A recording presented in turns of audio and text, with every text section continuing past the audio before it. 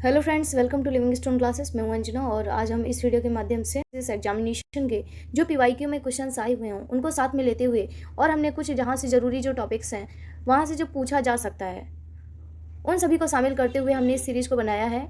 UPSC और BPSC दोनों ही परीक्षाएं बहुत ही नज़दीक है और इस समय आप सभी का पूरा ध्यान इस बात पर है कि इतने बड़े सिलेबस को इतने कम टाइम में कैसे सही तरीके से कवर किया जाए।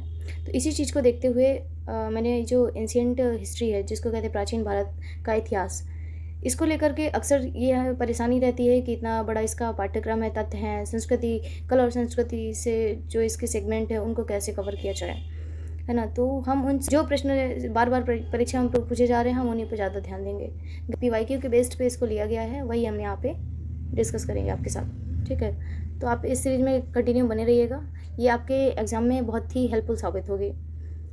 और हाँ, जिसने भी चैनल को सब्सक्राइब नहीं किया प्लीज़ सब्सक्राइब कर लीजिए। पीडीएफ आपको टेलीग्राम ग्रुप में मिल जाएगी। और तो पहला टॉपिक हमारा क्या है? प्राचीन भारतीय इतिहास के स्रोत एवं प्रागैतिहासिक काल। तो पहले हम इतिहास को समझेंगे, फिर उसके स्रोत क्या क्या हैं उन सब चीज़ों को समझने की कोशिश करेंगे। तो इतिहास के बारे में अगर बात करें तो अगर कोई आपसे पूछे कि इतिहास क्या है तो सीधे आपको एक लाइन में बोलना है कि बीते हुए कल में जो कुछ भी हुआ उसे सबूतों के साथ लाइन से समझना ही क्या कहलाता है? इतिहास कहलाता है, ठीक है। तो जो चीज़ें हमें सबूत का मतलब ये है कि जो पुरानी चीज़ें खुदाई में मिली, जैसे सिक्के हो गए, मिट्टी के बर्तन हो गए, पत्थर हो गए, औजार या पुरानी किताबें, जो चीज़ ये क्या है, सब एक सबूत के तौर पे, और उन्हीं के आधार पर हम पुरानी बातों को सच मान लेते हैं और उसी के हिसाब से हम डिसाइड करते हैं कि पहले पुराने टाइम पे क्या हुआ होगा। क्रमिक रूप से हम उस चीज़ को समझने की कोशिश करते हैं। मतलब इंसानों की जिंदगी में पहले क्या था और कैसे कैसे बदलाव आए। इंसान पहले जंगलों में शिकार करता था, फिर उसने क्या किया, आग जलाना सीखा। उसके बाद उसने खेती करना शुरू किया, फिर गांव बसाए और धीरे धीरे बड़े बड़े शहर और साम्राज्य बन गए। तो ये पूरी क्या है, एक क्रमिक उसका विकास है। तो इसी चीज़ को क्रम से समझना ही क्या कहलाता है? इतिहास कहलाता है। तो इसमें लिखा हुआ है कि इतिहास अतीत में किए गए मानव प्रयास की अनुक्रमिक कथा है। यह अतीत की घटनाओं का चिंतन और विश्लेषण करता है। इतिहास और भूगोल दोनों कारण और परिणाम के साथ घटनाओं की तिथि और स्थान को व्यवस्था प्रदान करते हैं। प्राचीन भारत का इतिहास मानव सभ्यता के निर्माण की कहानी है। ऐतिहासिक कालक्रमों का अध्ययन हम ऐतिहासिक सामग्री या स्रोतों के आधार पर करते हैं। तो आई थिंक आपको ये चीज़ें समझ आ चुकी होंगी। अब यहाँ पे हम बात करेंगे कि प्राचीन भारतीय इतिहास के अध्ययन के स्रोत क्या क्या हैं। तो देखिए, अगर स्रोतों की हम बात करें तो यहाँ पे पुरातात्विक स्रोत है और दूसरा है साहित्यिक स्रोत। आर्कियोलॉजिकल सोर्स हैं और लिटरेरी सोर्सेज हैं। दो तरीके के सोर्स हैं। हम प्राचीन भारतीय इतिहास को दो सोर्सों से समझ सकते हैं, एक है पुरातात्विक स्रोत और दूसरा है साहित्यिक स्रोत। पुरातात्विक स्रोत में आपके अभिलेख आ जाएंगे, स्मारक एवं भवन आ जाएंगे जिनको हम मॉन्यूमेंट्स कहते हैं, सिक्के, मूर्तियाँ, चित्रकला, मोहरे, इन सब की सहायता से हम पुरातात्विक ये स्रोत कहलाते हैं। इससे भी हम प्राचीन भारतीय इतिहास को समझ सकते हैं। दूसरा है आपका साहित्यिक स्रोत। साहित्यिक में आपका एक हो जाएगा भारतीय साहित्य और दूसरा हो जाएगा विदेशी साहित्य। तो यहाँ पे भारतीय साहित्य की अगर हम बात करें तो यहाँ पे धार्मिक साहित्य पहला आएगा। धार्मिक साहित्य, इसमें आपके ब्राह्मण जो साहित्य होता है उसमें वेद, ब्राह्मण, अरण्यक, उपनिषद, वेदांग, महाकाव्य, पुराण, स्मृति, ये सभी चीज़ें आती हैं। ये भी इतिहास को समझने में हेल्प करती हैं। फिर आता है बौद्ध साहित्य। बौद्ध साहित्य में आपका त्रिपिटक, जातक, दीपवंश, महावंश, मिलिंद पन्नु। जैन साहित्य में आगम, कल्पसूत्र, भगवती सूत्र आदि प्रमुख हैं जो इतिहास की जानकारी देते हैं। धर्मनिरपेक्ष या लौकिक साहित्य की अगर बात करें, ये क्या है, भारतीय साहित्य में आपका धर्म साहित्य और धर्मनिरपेक्ष या लौकिक साहित्य दोनों आता है। तो अगर हम लौकिक साहित्य की बात करें तो इसमें अर्थशास्त्र, राज्य तरंगिणी, अष्टाध्यायी, मुद्रा राक्षस, मालविकाग्नि मित्रम आदि आते हैं। संगम साहित्य में तिरुकुलर, शिल्पाधिकारम, मणिमेखले आदि प्रमुख है। विदेशी साहित्य, तो हमारे यहाँ पे विदेशी भी आए जिन्होंने कुछ साहित्यों की रचना की। यूनान एवं रोम के जो लेखक जैसे मेगस्थनीज, टेसियस, हेरोडोटस, टेलमी, प्लिनी आदि। चीनी लेखक में फायान, वेनसांग, इत्सिंग, सुंगयुंग। अरबी लेखक में अलबरूनी, अलमसूदी, इब्न बतूता और सुलेमान। इनकी जो रचनाएं हैं कौन कौन सी है, यहाँ से भी प्रश्न अक्सर पूछ लिया जाता है। तो आप ये थे विदेशी साहित्य। और बात करेंगे पुरातात्विक स्रोतों की। तो पुरातात्विक स्रोतों में आपके अभिलेख आएंगे। अभिलेख है क्या? अभिलेख क्या है कि प्राचीन काल में राजा महाराजा या कोई प्रभावशाली जो व्यक्ति होते थे, जब अपने आदेश या संदेश किसी खास पत्थर या धातु जैसे लोहा, तांबा या मिट्टी की दीवारों पर खुदवा कर लिखवाते थे तो उन्हें ही हम क्या कहते थे? अभिलेख कहा जाता था। तो आई थिंक अभिलेख क्या होता है ये आपको समझ आ चुका होगा। अभिलेखों के अध्ययन को क्या कहते हैं? एपिग्राफी कहा जाता है। प्राचीन भारत के अधिकांश अभिलेख पाषाण शिलाओं, स्तंभों, ताम्रपत्रों, दीवारों और प्रतिमाओं पर उत्कीर्ण हैं। अगर हम एशिया माइनर बोगस गोई का अभिलेख की बात करें तो एशिया माइनर का अभिलेख भी कहते हैं और इसको बोगस गोई का अभिलेख भी कहते हैं। 1400 ईसा पूर्व यह सबसे प्राचीन अभिलेख माना जाता है और इसमें वैदिक देवताओं इंद्र, मित्र, वरुण और नासत्व को अश्वनी के नाम से भी जानते हैं। तो इसमें इंद्र, मित्र, वरुण, नासत्व के नाम मिलते हैं। इससे ऋग्वेद की तिथि ज्ञात करने में मदद मिलती है। अशोक के अभिलेख की अगर बात करें, भारत में सबसे प्राचीन अभिलेख किसके हैं तो अशोक के हैं। 300 ईसा पूर्व के आसपास डी.आर. भंडारकर नामक विद्वान ने केवल अभिलेखों के आधार पर ही अशोक का इतिहास लिखने का सफल प्रयास किया है। लिपियां अशोक के अभिलेख जो हैं ब्राह्मी, खरोष्टी और यूनानी तथा अरमाइक लिपियों में मिले हैं। यहाँ पे ज्यादातर प्रश्न आपके पीवाईक्यू से उठाए गए हैं और ये सब पूछे हुए प्रश्न है, तो इनको बिल्कुल याद रखना है कि जो लिपियां क्या है इसकी, अशोक के जो अभिलेख हैं उनकी लिपियां हैं ब्राह्मी, खरोष्टी, यूनानी और अरमाइक लिपियों में मिले हैं। ब्राह्मी लिपि जो होती है वो बाएं से दाएं लिखी जाती है। ये भी पूछा गया है कि कैसे लिखी जाती है, तो बाएं से दाएं ब्राह्मी लिपि, खरोष्टी दाएं से बाएं लिखी जाती है। मास्की, गुर्जरा, निट्टूर और उदय गोलम इन अभिलेखों में अशोक का नाम स्पष्ट अशोक मिला है। अन्य अभिलेखों में उसे देव नाम प्रिय, प्रियदर्शी या देवताओं का प्यारा कहा गया है। तो किसमें अन्य अभिलेखों में उसको देव नाम प्रिय, प्रियदर्शी कहा गया है, लेकिन मास्की, गुर्जरा, निट्टूर और उदगोलम इन अभिलेखों में अशोक का नाम क्या मिला है, अशोक मिला है। अगर पठन की बात करें तो सर्वप्रथम 1837 में जेम्स प्रिंसेप ने ब्राह्मी लिपि में लिखित अशोक के अभिलेख को पढ़ा।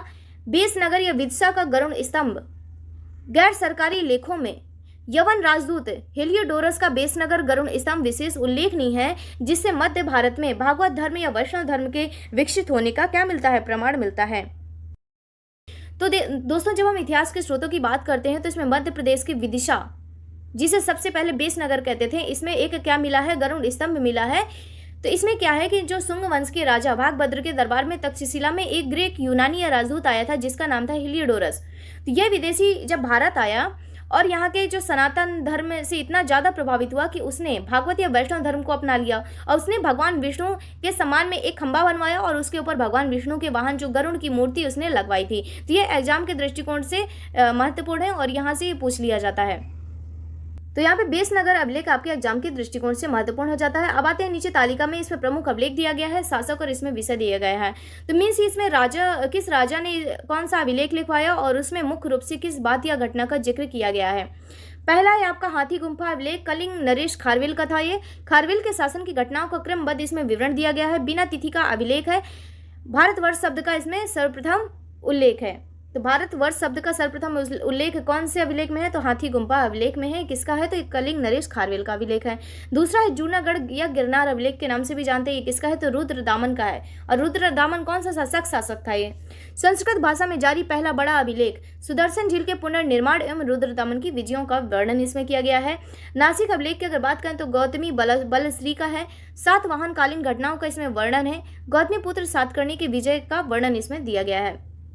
प्रयाग स्तंभ लेख, समुद्रगुप्त उस समय शासक कौन थे, तो समुद्रगुप्त। रचयिता इसके हरिश्चंद्र। समुद्रगुप्त के विजय और नीतियों का पूरा विवरण चंपू शैली में लिखित है। एहोल अभिलेख की अगर बात करें उस समय कौन थे शासक, तो पुलकेशिन द्वितीय। रचयिता रविकीर्ति। हर्षवर्धन एवं पुलकेशिन द्वितीय के युद्ध का विवरण है जिसमें हर्ष की क्या हुई, पराजय हुई। मंदसौर अभिलेख मालवा नरेश यशोवर्मन का है। इसमें सैनिक उपलब्धियों का वर्णन है। रेशम बुनकर श्रेणी की इसमें जानकारी दी गई है। ग्वालियर अभिलेख प्रतिहार नरेश भोज का है। गुर्जर भोज शासकों की उपलब्धियों की इसमें जानकारी दी गई है। भीतरी स्तंभ लेख से कौन संबंधित है, तो स्कंदगुप्त। हूणों के आक्रमण तथा स्कंदगुप्त द्वारा उन्हें पराजित करने का वर्णन इसमें किया गया है। देवपाड़ा अभिलेख बंगाल शासक विजय सेन और सेन वंश के शासकों की उपलब्धियों का इसमें वर्णन है। तो ये थे आपके शासक और उससे अभिलेख और उससे संबंधित शासक और उससे संबंधित जो विषय थे उसके। यहाँ पे अब सिक्कों की बात करेंगे। सिक्कों के अध्ययन को क्या कहते हैं, न्यूमेस्टिक्स कहते हैं। क्या कहते हैं, न्यूमिस्मेटिक्स कहते हैं। क्या कहते हैं, न्यूमिस्मेटिक्स कहते हैं। तो सिक्कों के अध्ययन को यहाँ पे क्या कहते हैं, न्यूमिस्मेटिक्स कहते हैं या मुद्रा शास्त्र कहा जाता है। आहत सिक्के इन्हीं को हम पंचमार्क सिक्के के नाम से भी जानते हैं। भारत के प्राचीनतम सिक्के आहत सिक्के कहलाते हैं। ये कब के हैं, तो 5वीं सदी ईसा पूर्व के। इन पर ठप्पा मारकर निशान बनाए जाते थे जैसे पेड़, मछली, सांड, हाथी, अंध्रचंद्र आदि। ये मुख्यतः चांदी और तांबे के होते थे। लेख युक्त सिक्कों की अगर बात करें तो सर्वप्रथम सिक्कों पर लेख लिखने तथा तिथियां उत्कीर्ण करने का कार्य यवन शासकों ने किया या इंडो ग्रीक्स ने किया। सोने के सिक्के, भारत में सबसे पहले सोने के सिक्के हिंद यवन शासकों ने किए। बहुत बार एग्जाम्स में पूछा गया है। तो भारत में सबसे पहले सोने के सिक्के की बात कर रहा है तो किसने जारी किए? हिंद यवन शासकों ने जारी किए। सर्वाधिक शुद्ध सोने के सिक्के कुषाण शासकों ने, विशेषकर कनिष्क और विम कडफिसस ने इसको जारी किया। सर्वाधिक मात्रा में सोने के सिक्के गुप्त शासकों ने जारी किए, इन्हें दीनार कहा जाता था। तो ये आपके एग्जाम्स के लिए मोस्ट इंपॉर्टेंट है, इनको याद रखिएगा। संगीत प्रेमी समुद्रगुप्त, अभी और यहाँ पे सातवाहन सिक्कों की बात कर लेते हैं। सातवाहनों ने मुख्य रूप से शीशे, पोटीन, तांबे और कांसे के सिक्के जारी किए हैं। तो सातवाहनों ने मुख्य रूप से शीशे के, पोटीन और तांबे और कांसे के सिक्के जारी किए हैं। यहाँ पे संगीत के प्रेमी थे समुद्रगुप्त, उन्हीं की बात कर रहा है। तो समुद्रगुप्त की वीणा बजाते हुए मुद्रा वाले सिक्के से उनके संगीत प्रेमी होने का प्रमाण मिलता है। यहाँ पे अब स्मारक, भवन, मूर्तियां एवं चित्रकला की बात करेंगे। स्थापत्य शैली, उत्तर भारत के जो मंदिर हैं वो कैसे थे? तो नागर शैली में थे, जैसे खजुराहो, कांदरिया, महादेव, दशावतार मंदिर, देवगढ़। तो उत्तर भारत के मंदिर में कौन कौन से हैं जो कि नागर शैली में है? तो उदाहरण कौन कौन से हैं? तो खजुराहो, कांदरिया, दशावतार मंदिर, देवगढ़, ये किसके हैं? तो नागर शैली के उदाहरण है। दक्षिण भारत के मंदिर की अगर बात करें तो वहाँ पे किस स्टाइल में है? तो द्रविड़ स्टाइल में है। द्रविड़ शैली के मंदिर वहाँ पाए जाते हैं दक्षिण भारत में। तंजौर का राजेश्वर, जैसे एग्जाम्पल में तंजौर का राजेश्वर बृहदेश्वर मंदिर। मध्य भारतीय विंध्य क्षेत्र की अगर बात करें तो बेसर शैली में आपको मिलेंगे, और नागर प्लस द्रविड़ का क्या है? सम्मिश्रण है यहाँ पे। विदेशों में स्मारक, देखिए जावा का जो बोरोबुदुर स्तूप है, क्या नाम है? जावा का बोरोबुदुर स्तूप, मतलब महान बौद्ध स्तूप, तथा कंबोडिया का अंकोर वाट मंदिर, विष्णु मंदिर तथा राजा सूर्यवर्मन द्वितीय भारतीय संस्कृति के प्रसार को दिखाते हैं। मीन्स ये है कि ये जावा का जो बोरोबुदुर स्तूप है तथा कंबोडिया का अंकोर वाट मंदिर क्या दिखाता है? भारतीय संस्कृति को दर्शाता है। मूर्तियां, प्राचीन मूर्तियों का निर्माण कुषाण काल में से प्रारंभ हुआ। तो पूछ सकता है कि जो मूर्तियों का निर्माण किस काल से प्रारंभ हुआ? तो आंसर होगा आपका कुषाण काल। कुषाणकालीन मूर्तियों में वैदेशिक प्रभाव जैसे गांधार कला है, जबकि मथुरा कला शैली क्या है? पूर्णतः स्वदेशी है। तो गांधार कला कैसी है? मूर्तियों में वैदेशिक प्रभाव ही है, लेकिन मथुरा कला पूर्णतः क्या है? स्वदेशी है। अजंता की गुफाएं, गुफा नंबर 16 और गुफा नंबर 17 के चित्र क्या है? गुप्तकालीन है। कैसे हैं चित्र? 16 और 17 गुप्तकालीन है। इसमें मरणासन राजकुमारी तथा माता और शिशु का चित्र कलात्मक उन्नति का प्रतीक है। बोधिसत्व पद्म पाणि का चित्र अजंता में सर्वाधिक प्रसिद्ध है। तो बोधिसत्व पद्म पाणि का चित्र कहाँ है? तो अजंता में है। इसको भी आपको याद रखना है, ये भी काफी फेमस है। साहित्यिक स्रोतों की अगर बात करें तो इसमें पहला है आपका ब्राह्मण साहित्य। इसमें क्या है? पहला आपका ब्राह्मण साहित्य की हम बात करेंगे। तो इसमें आएगा वेद। वेद जो है भारत के प्राचीनतम धर्म ग्रंथ है, और इसमें इसके संकलनकर्ता कौन है? तो महर्षि कृष्ण द्वैपायन वेदव्यास को माना जाता है। वेदों की संख्या कितनी है? तो 4 है। ऋग्वेद, यजुर्वेद, सामवेद, अथर्ववेद। तो पूछेगा कि संकलनकर्ता इसके कौन है वेदों के? तो कौन है? महर्षि कृष्ण द्वैपायन वेदव्यास हैं। इसकी संख्या कितनी है? तो 4 है। ऋग्वेद, यजुर्वेद, सामवेद, अथर्ववेद। प्रथम 3 वेदों को क्या कहते हैं? वेद त्रयी कहते हैं। क्या कहते हैं? वेद त्रयी कहते हैं। किसको किसको? ऋग्वेद, यजुर्वेद और सामवेद को वेद त्रयी कहा जाता है। 4 वेदों को सम्मिलित रूप से संहिता कहा जाता है। तो प्रथम 3 वेदों को वेद त्रयी और सम्मिलित 4 को संहिता कहा जाता है। अब आते हैं ऋग्वेद की अगर बात करें, यहां से काफी प्रश्न आए हुए हैं। ऋग्वेद 1500 ईसा पूर्व से 1000 ईसा पूर्व। ऋचाओं के क्रमबद्ध ज्ञान के संग्रह को क्या कहते हैं? ऋग्वेद कहते हैं। ऋचाओं के क्रमबद्ध ज्ञान के संग्रह को क्या कहते हैं? ऋग्वेद कहते हैं। ये सबसे प्राचीन वेद है। इसमें 10 मंडल, 1028 सूक्त या संकल्प एवं 10,580 इसमें ऋचाएं हैं। इसके पढ़ने वाली जो ऋषि होते हैं उनको होत्री कहते हैं। क्या कहते हैं? होत्री कहते हैं। किसके? ऋग्वेद को पढ़ने वाले जो ऋषि होते हैं उनको होत्री कहते हैं। तीसरा मंडल विश्वामित्र द्वारा रचित है, जिसमें सूर्य देवता सविता को समर्पित प्रसिद्ध गायत्री मंत्र है। तो गायत्री मंत्र का उल्लेख कहाँ है? तो तीसरे मंडल में किया गया है। किसके द्वारा रचित है? तो विश्वामित्र द्वारा रचित है। किसको समर्पित है? तो सूर्यदेव या सविता को समर्पित प्रसिद्ध इसमें गायत्री मंत्र है। जो नवा मंडल है, नवा मंडल सोमदेव को समर्पित है। कई बार प्रश्न आया हुआ है। तो नवा मंडल किसको समर्पित है? सोमदेव को। 10वां मंडल जिसमें चातुर्वर्ण समाज या पुरुष सूक्त, ठीक है, तो चातुर्वर्ण समाज की अवधारणा का उल्लेख है, जिसमें ब्राह्मण, क्षत्रिय, वैश्य, शूद्र की बात की गई है। यूनेस्को द्वारा ऋग्वेद को विश्व धरोहर की सूची में शामिल किया गया है। इसको जरूर याद रखिएगा कि यूनेस्को द्वारा ऋग्वेद को विश्व मानव धरोहर की सूची में इसको शामिल किया गया है। यजुर्वेद की अब बात करेंगे। इसमें यज्ञों के नियम एवं विधि विधान का संकलन मिलेगा आपको। इसमें कर्मकांडी, इसको वेद भी कहते हैं, यह गद्य और पद्य दोनों में रचित है और इसके पाठकर्ता को अध्वर्यु कहते हैं। और हमने देखा कि ऋग्वेद के जो ऋषि होते हैं उनको उसको पढ़ते थे तो उसको होत्री कहते थे। यहाँ पे यजुर्वेद को जो पाठनकर्ता जो होता है उसको अध्वर्यु कहते हैं, पाठकर्ता को। ठीक है, दो भाग शुक्ल यजुर्वेद और कृष्ण यजुर्वेद। शुक्ल यजुर्वेद जो है वो केवल पद्य में है और कृष्ण यजुर्वेद गद्य और पद्य दोनों में है, तो कंफ्यूज मत होइएगा। कृष्ण यजुर्वेद गद्य और पद्य दोनों में है, लेकिन शुक्ल यजुर्वेद केवल पद्य में है। अब आते हैं सामवेद की बात करेंगे। साम का अर्थ होता है गान। साम का अर्थ क्या होता है? गान। यज्ञों के अवसर पर गाए जाने वाले मंत्रों का इसमें संग्रह है। क्या कह रहा है कि यज्ञों के अवसर पर गाए जाने वाले जो मंत्र होते हैं उनका यह संग्रह है। इसे भारतीय संगीत का जनक कहा जाता है। 7 स्वरों सा रे गा मा पा धा नी की उत्पत्ति इसी से हुई है, तो इसको क्या कहते हैं? भारतीय संगीत का जनक कहते हैं। इसके पाठ्यकर्ता को उद्गाता कहते हैं और इसमें 1875 ऋचाएं हैं। ठीक है, तो हमने यहाँ पे देखा कि होत्री ऋग्वेद से संबंधित है, यजुर्वेद के पाठ्यकर्ता को अध्वर्यु कहते हैं, सामवेद के पाठ्यकर्ता को उद्गाता कहते हैं। अब आते हैं अथर्ववेद की बात करते हैं। इसमें अथर्व तथा अंग ऋषि द्वारा रचित है। किसके द्वारा रचित है? अथर्व तथा अंग ऋषि द्वारा रचित है। सबसे बाद का यह वेद है। इसमें ब्रह्म ज्ञान, धर्म, औषधि, रोग निवारण, जादू टोना, वशीकरण, विवाह आदि का वर्णन है। इसमें सभा और समिति को प्रजापति की 2 पुत्रियां कहा गया है। यहाँ पर टेबल दी गई है और इसमें आपका महत्वपूर्ण जो वैदिक शब्दावलियां हैं और उसके ब्राह्मण ग्रंथ दिए गए हैं। पहला है आपका ऋग्वेद। ऋग्वेद के कौन कौन से ब्राह्मण ग्रंथ है? तो ऐत्रेय और कौशिक की। इसको संख्यायन के नाम से भी जानते हैं, याद रखिएगा। उपनिषद इसके 2 हैं, ऐत्रेय और कौशिक की। इसके पाठनकर्ता को होत्री कहते हैं। यजुर्वेद के 2 हैं, सतपथ और तैत्रीय। सतपथ क्या है? सबसे बड़ा ब्राह्मण ग्रंथ है। उपनिषद आपका कठोपनिषद, ईशोपनिषद, श्वेत रोपनिषद और बृहदारण्यक, ये चारों किसके हैं? तो यजुर्वेद के हैं। इसके पाठनकर्ता को अध्वर्यु कहते हैं। सामवेद के 2 है ब्राह्मण ग्रंथ, 3 है, पंचविश, षड्विश, जैमिनी। उपनिषद इसका छांदोग और जैमिनी है।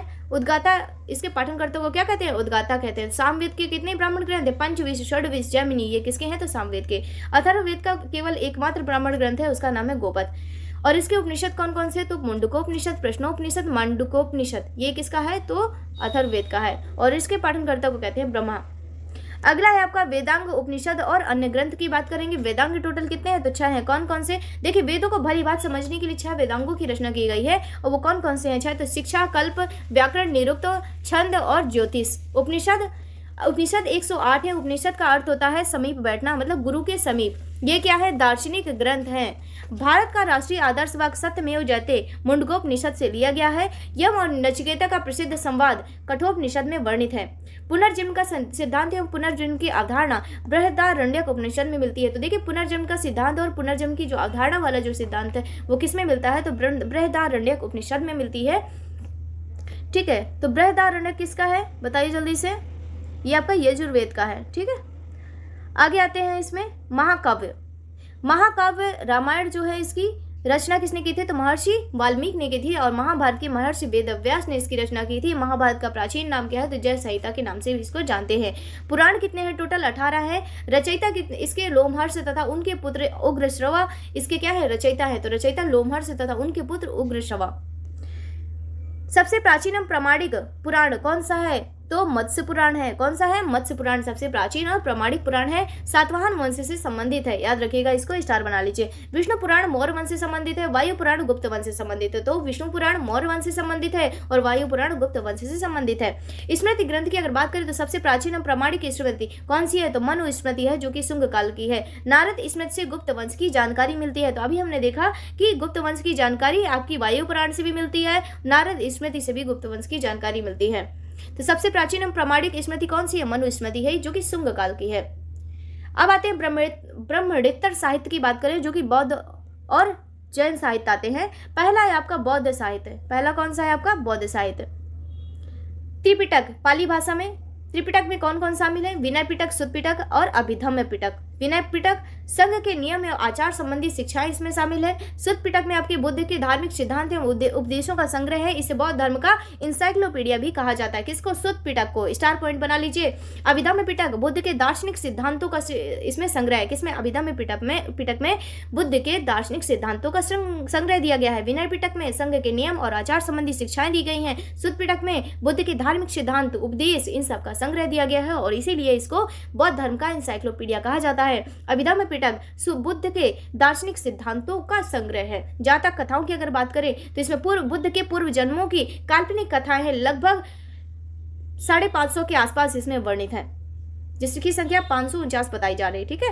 अन्य बौद्ध धर्मों की अगर बात करें बौद्ध ग्रंथों की तो दीपवंश और महावंश, यह पाली भाषा के सिंगली मतलब श्रीलंका, उस समय इसको सिंगली का अर्थ होता था श्रीलंका काव्य। तो पाली भाषा में सिंगली काव्य की बात कर रहा है, जिसमें मौर्यकालीन इतिहास विशेषकर अशोक की जानकारी मिलती है। मिलिंद पन्हो नागसेन या नागार्जुन द्वारा रचित है। इसमें हिंद यवन शासक मिनांडर या मिलिंद एवं नागसेन के प्रश्नों का उत्तर है। ललित विस्तार बुद्ध चरित की अगर बात करें तो इसकी रचना अश्वघोष ने की है। इसे बौद्धों की रामायण भी कहते हैं। तो बौद्धों की रामायण किसे कहते हैं? तो बुद्ध चरित को कहते हैं। ठीक है। और इसकी रचना किसने की थी? तो अश्वघोष ने की थी। ललित विस्तार में बुद्ध को देवता मानकर उनके चमत्कारिक जीवन का वर्णन मिलता है। तो ललित विस्तार किस में क्या माना गया है? बुद्ध को देवता माना गया है। और बुद्ध चरित की रचना अश्वघोष ने। अब आते हैं जैन साहित्य की बात करते हैं। यहाँ पे जैन साहित्य को क्या कहते हैं? आगम कहा जाता है। क्या कहते हैं? आगम। इनकी भाषा मुख्यतः प्राकृत या अर्धमागधी है। कल्पसूत्र के रचयिता भद्रबाहु। इसमें जैन धर्म के प्रारंभिक इतिहास एवं तीर्थकारों का जीवन चरित्र इसमें वर्णित है। किसमें? कल्पसूत्र में। इसमें जैन धर्म के प्रारंभिक इतिहास और तथा तीर्थंकारों के जीवन चरित्र का इसमें वर्णन आपको मिलेगा। इसके रचयिता कौन है कल्पसूत्र के? तो भद्रबाहु हैं। भगवती सूत्र की अगर बात करें तो 16 महाजनपदों का उल्लेख तथा महावीर स्वामी के जीवन कृतियों की जानकारी मिलती है। परिशिष्ट पर्वन किसका है? तो हेमचंद्र का है। हेमचंद्र द्वारा रचित है। कौन सा? परिशिष्ट पर्वन। इसमें मौर्यकालीन राजा चंद्रगुप्त मौर्य के अंतिम जीवन की जानकारी मिलती है। किसमें? परिशिष्ट पर्वन में। रचयिता इसके हेमचंद्र। लौकिक एवं धर्मनिरपेक्ष साहित्य की यहाँ पे हम बात करेंगे। ये आपका एक चार्ट दिया गया है, इसके माध्यम से इसको समझने की कोशिश करेंगे। यहाँ पे एक तरफ आपकी रचना, पुस्तक, रचनाकार या लेखक का नाम दिया गया है और वो किससे संबंधित है उसके विषय के बारे में बात की गई है। अर्थशास्त्र किसका है? तो कौटिल्य का है और यहाँ से अक्सर प्रश्न बन जाते हैं, तो इस चार्ट को आपको याद रखना है। अर्थशास्त्र कौटिल्य का है। चाणक्य या विष्णुगुप्त के नाम से भी इनको जानते हैं। इसमें 15 अधिकारणों में विभाजित मौर्यकालीन शासन व्यवस्था, राजनीति एवं लोक प्रशासन का प्रमाणिक ग्रंथ है। राजतरंगिणी कल्हड़ द्वारा 1151 ईस्वी में लिखी गई। संस्कृत साहित्य में ऐतिहासिक क्रमबद्ध इतिहास लिखने का इन्होंने प्रथम प्रयास किया। तो ये राजतरंगिणी को याद रखना है। संस्कृत साहित्य में ऐतिहासिक क्रमबद्ध इतिहास लिखने का प्रथम प्रयास कल्हड़ द्वारा किया गया। इसमें कश्मीर के राजवंशों का विवरण दिया गया है। अष्टाध्यायी पाणिनि की है। संस्कृत व्याकरण का प्रथम ग्रंथ है। संस्कृत व्याकरण का प्रथम ग्रंथ कौन सा है? तो अष्टाध्यायी है। मौर्य पूर्व एवं मौर्यकालीन राजनीतिक स्थिति की इसमें जानकारी मिलती है। मुद्रा राक्षस किसका है? तो विशाख दत्त का है। इसमें चंद्रगुप्त मौर्य तथा चाणक्य द्वारा नंद वंश के विनाश की कथा मौर्यकालीन की जानकारी किसमें? मुद्रा राक्षस में। महाभाष्य पतंजलि की है। पाणिनि की अष्टाध्यायी पर टीका। शुंग वंश पुष्यमित्र शुंग के इतिहास की जानकारी मालविका अग्निमित्रम कालिदास की है। शुंग शासक अग्निमित्र तथा मालविका की प्रेम कथा शुंग यमन युद्ध का वर्णन इसमें मिलेगा आपको। हर्षचरित किसकी है? तो बाणभट्ट की है। वर्धन वंश के शासक हर्षवर्धन की उपलब्धियों का इसमें वर्णन दिया गया है। विक्रमांक देवचरित बिल्हड़ की है। किसकी है? विक्रमांक देवचरित बिल्हड़ की है। चालुक्य शासक विक्रमादित्य षष्ठ की उपलब्धियों का इसमें वर्णन मिलता है। पृथ्वीराज रासो किसकी है? तो चंद्रबरदाई द्वारा रचित है। पृथ्वीराज चौहान तृतीय की उपलब्धियों एवं राजपूत काल का इसमें विवरण मिलता है। अगला है आपका नीतिसार।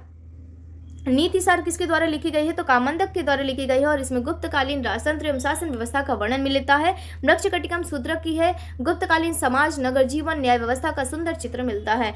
कथा सारित सागर सोमदेव द्वारा रचित है और मौर्यकाल एवं प्राचीन लोक कथाओं की यहाँ से जानकारी प्राप्त होती है। पांचवा है आपका विदेशी यात्रियों का विवरण। पहला आपका यूनानी एवं रोमन लेखक की बात करेंगे।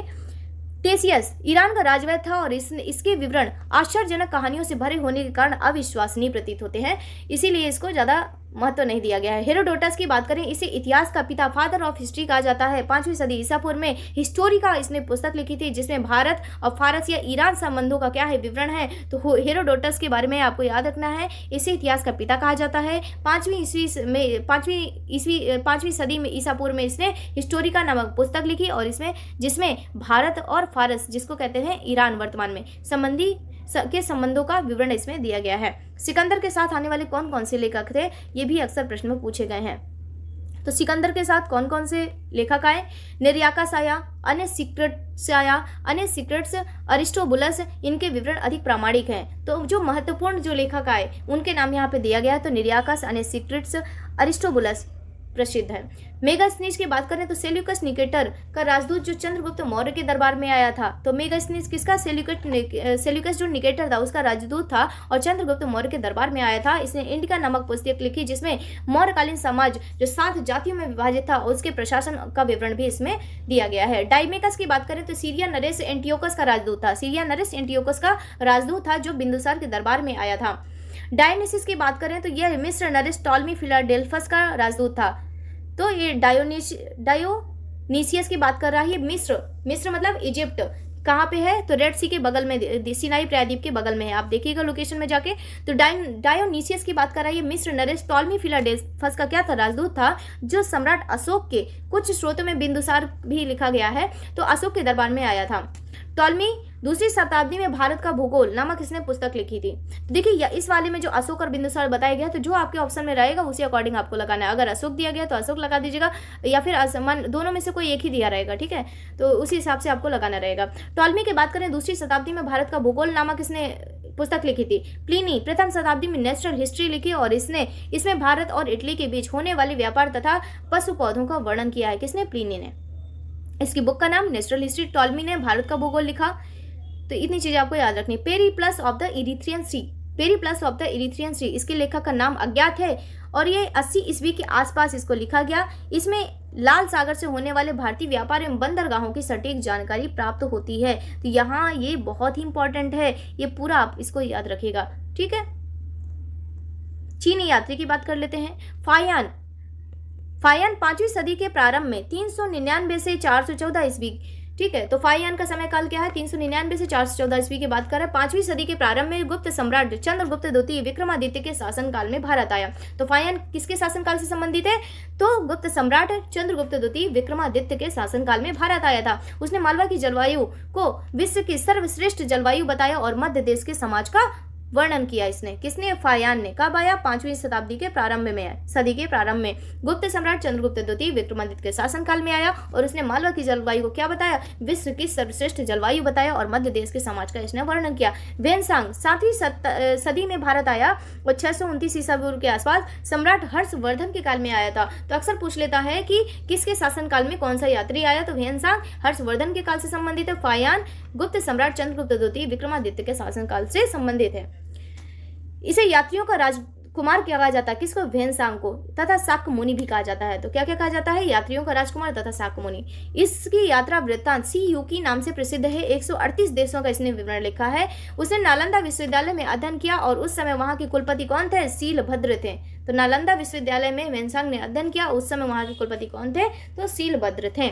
इत्सिंग 7वीं सदी के अंत में आया। 7वीं सदी के प्रारंभ में वेनसांग आया, इत्सिंग 7वीं सदी के अंत में आया। उसने नालंदा विक्रमशिला विश्वविद्यालय तथा अपने समय के भारत का वर्णन किया है। तो इसने जो इत्सिंग है, इत्सिंग कब आया, 7वीं सदी के अंत में भारत आया और इसने नालंदा विक्रमशिला विश्वविद्यालय तथा अपने समय के जो भारत था उस समय का, उसने उसका वर्णन किया हुआ है। सुंगयुन 518 ईस्वी में भारत आया और ये बौद्ध धर्म की प्रतियां इसने एकत्रित की थी। अब आता है अरबी एवं अन्य यात्रियों की बात करेंगे। यहाँ पे अल्बरूनी जो है आपका 11वीं सदी में महमूद गजनवी के साथ भारत आया था। अल्बरूनी कब आया, 11वीं सदी में महमूद गजनवी के साथ भारत आया। उसने अरबी भाषा में तहकीक ए हिंद, किताब उल हिंद नामक भारत की खोज नामक महत्वपूर्ण पुस्तक लिखी। तो अल्बरूनी कौन कौन सी बुक लिखी अरबी भाषा में, उसने तहकीक ए हिंद और किताब उल हिंद नामक महत्वपूर्ण बुक्स लिखी थी। 1888 में एडवर्ड साउच ने इनका क्या अंग्रेजी में अनुवाद किया। कब, 1888 में। इब्न बतूता जो कि मोरक्को या अफ्रीका का निवासी था, 14वीं सदी में मतलब 1333 ईस्वी में सुल्तान मोहम्मद बिन तुगलक के काल में दिल्ली आया था। तो इब्न बतूता किसके शासनकाल से संबंधित है, सुल्तान मोहम्मद बिन तुगलक के काल में दिल्ली आया था, ठीक है, 14वीं शताब्दी में। कहाँ का निवासी था ये इब्न बतूता, तो मोरक्को या अफ्रीका का निवासी था। आपने देखा होगा मोरक्को, अल्जीरिया, ट्यूनीशिया, लीबिया, इस टाइप से नाम सुने होंगे, तो मैप पे जाके देखिएगा, मोरक्को है। अगला है यहाँ पे उसने अरबी में अपना यात्रा वृत्तांत रेहला में लिखा। तो ये कह रहा है कि इब्न बतूता ने अरबी में अपना यात्रा वृत्तांत किसमें लिखा, तो रेहला में लिखा था। तुगलक ने इसे दिल्ली का काजी या न्यायाधीश नियुक्त किया था, किसको, इब्न बतूता को। तो तुगलक ने कि मोहम्मद बिन तुगलक जो थे, सुल्तान मोहम्मद बिन तुगलक, इन्होंने तुगलक ने इसे दिल्ली का काजी या न्यायाधीश नियुक्त किया और बाद में अपना राजदूत बनाकर इसको कहाँ भेजा, तो चीन भेजा। अल मसूदी की बात करें तो 10वीं सदी में भारत आया और इसने प्रथियार शासकों तथा राष्ट्रकूटों के बारे में लिखा है। किसने? अल मसूदी ने प्रथियार शासकों तथा राष्ट्रकूटों के बारे में लिखा है। सुलेमान 9वीं सदी में भारत आया था, अल मसूदी 10वीं सदी में आया, सुलेमान 9वीं सदी में भारत आया। पाल और प्रथियार राजाओं के व्यापारिक संबंधों की जानकारी दी है और अल मसूदी ने प्रथियार शासकों तथा राष्ट्रकूटों के बारे में जानकारी दी है और सुलेमान ने प्रथियार राजाओं तथा व्यापारिक संबंधों की जानकारी दी है। बार बार रिपीट इसलिए कर रही हूँ कि आपको याद हो जाए। तारानाथ क्या है? एक तिब्बती लेखक है। तारानाथ क्या है? एक तिब्बती लेखक है। ग्रंथ इसके कंग्यूर और तंग्यूर, जिसमें भारतीय इतिहास की जानकारी मिलती है। तो तारानाथ कौन सा लेखक है? तिब्बती लेखक है। इसके ग्रंथ कौन से? कंग्यूर और तंग्यूर, जिसमें भारतीय इतिहास की जानकारी मिलते हैं। अब है यहाँ पे प्राचीन भारतीय इतिहास का काल विभाजन। तो दोस्तों आज के लिए इतना ही टॉपिक रखते हैं और इसको नेक्स्ट लेक्चर में कवर करेंगे। अगला आपका रहेगा प्राचीन भारतीय इतिहास का काल विभाजन, classification of pre historic period. तो दोस्तों आई थिंक आपको ये वीडियो अच्छी लगी होगी। प्लीज़ जिसने चैनल को सब्सक्राइब नहीं किया प्लीज़ सब्सक्राइब कर लीजिए। वीडियो बनाने में बहुत मेहनत लगती है, सो प्लीज़ ये आपके लिए मैं इतनी मेहनत कर रही हूँ, तो आप भी मेरा सपोर्ट करिए। और ये आपके सभी एग्जाम्स के लिए बहुत महत्वपूर्ण है। प्लीज़ इसको स्किप बिल्कुल मत करिएगा, जितना हो सके आप इसका रिवीजन करिए और ये आपके सभी एग्जाम्स के लिए महत्वपूर्ण है। ठीक है, तो आपको वीडियो अच्छा लगा तो प्लीज़ इसको लाइक कर दीजिएगा, लोगों में शेयर कर दीजिएगा। मिलते हैं अगले वीडियो में अगले टॉपिक के साथ। और आपको ये सीरीज कैसी लगी प्लीज़ मुझे कमेंट बॉक्स में जरूर बताएं। Thank you. जय हिंद, जय भारत।